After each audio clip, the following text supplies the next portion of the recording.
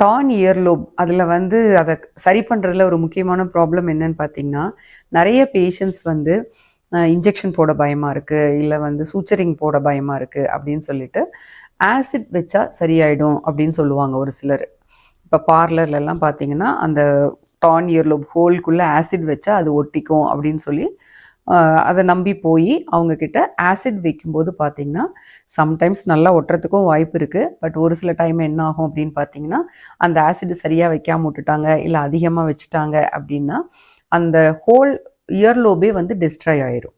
அப்போ நம்மளுக்கு வந்து இந்த இயர்லோப்ங்கிறது வந்து நம்ம நேச்சுரலாக க்ரியேட் பண்ணுறது ரொம்ப டிஃபிகல்ட்டான விஷயம். ஃபீமேல்ஸுக்கு காதில் இயர்லோப் இல்லைன்னா நம்மளால வந்து தோடு போடுறதும் ரொம்ப கஷ்டம். அதனால இப்போ ரீசன்ட் இது வந்து பார்லர்லலாம் வந்து நிறைய நான் இயர்லோப் பண்ணுறோன்னு சொல்லிட்டு ஆசிட் வைக்கும்போது நிறைய பேர்த்துக்கு ஒன்று அந்த இயர்லோபே டிஸ்ட்ராய் ஆகிடுது, இல்லை அந்த இடத்துல ரொம்ப இன்ஃபெக்ஷன் வந்து அந்த இயர்லோபே டீஃபார்ம் ஆகிடுது.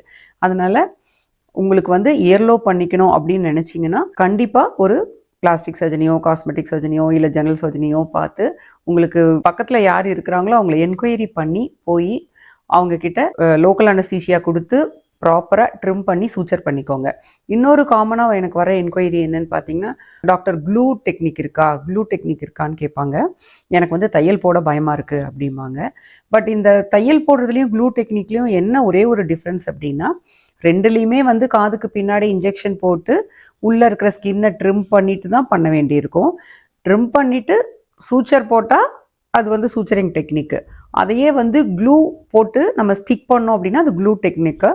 பட் இதில் என்ன ஒரு டிஸ்அட்வான்டேஜ் இந்த க்ளூ டெக்னிக்லன்னு பார்த்தீங்கன்னா, சம்டைம்ஸ் இந்த க்ளூ வந்து நல்லா ஒட்டாமல் போயிட வாய்ப்பு இருக்குது. அந்த மாதிரி ஒட்டாமல் போயிடுச்சுன்னா நம்ம இன்ஜெக்ஷன் போட்டு இவ்வளோ வேலை பண்ணி அந்த இயர்லோப் வந்து அந்த ரிப்பேர் பண்ணது ஒட்டலை அப்படின்னா சர்ஜரி வந்து ஃபெயிலியர் மாதிரி ஆகிடும். அதே சமயத்தில் நம்ம சூச்சர் பண்ணோம் அப்படின்னா அது வந்து 100% கேரண்டி, அது வந்து கண்டிப்பாக அந்த இடம் வந்து நல்லா ஹீல் ஆகிடும். அதனால் இயர்லோப் ரிப்பேர் பண்ணுறவங்க வந்து இந்த க்ளூ டெக்னிக்னு யோசிக்காமல், அல்லது வந்து இன்ஜெக்ஷன் போட்டுட்டு சூச்சர் போட்டுக்க பயமாக இருக்குதுன்னு யோசிக்காமல், தயவு செஞ்சு ஒரு பிளாஸ்டிக் சர்ஜனை பார்த்து நீங்கள் ப்ராப்பராக கன்சல்டேஷன் எடுத்துகிட்டு இந்த இயர்லோப் ரிப்பேர் பண்ணிக்கோங்க. தேங்க்யூ.